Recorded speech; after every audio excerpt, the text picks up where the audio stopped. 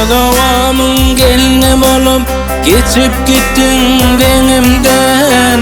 Geçen günlerimi yatlasam kan yaş akar gözümden. Çekip çıdardan artık derdim artar gününden.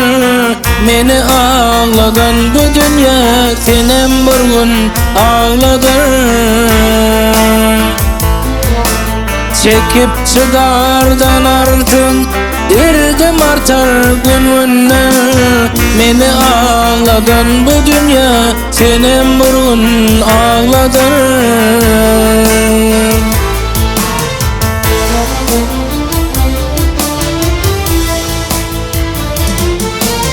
Kara saçın muhtolap sallın kimin boynuna. Bir kimlere gelin bolup düştün azap boynuna.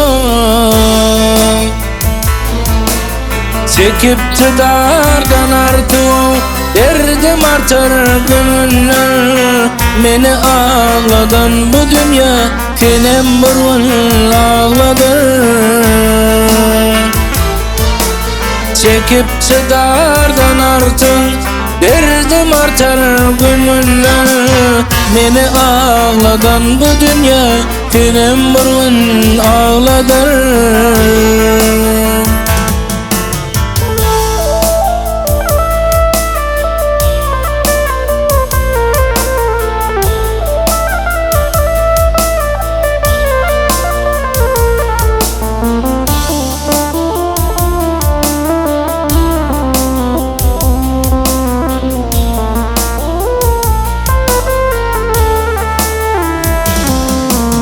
Güzeline onun adı Bedavamın güzeli. Meni ağladan bu sevgi senem bir gün ağladın. Çekip çıdardan artık derdim artar gününden. Meni ağladan bu dünya senem bir gün ağladın.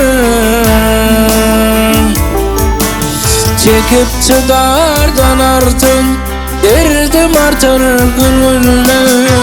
Meni ağladan bu dünya senem bir gün ağladın. Meni ağladan bu dünya senem bir gün ağladın.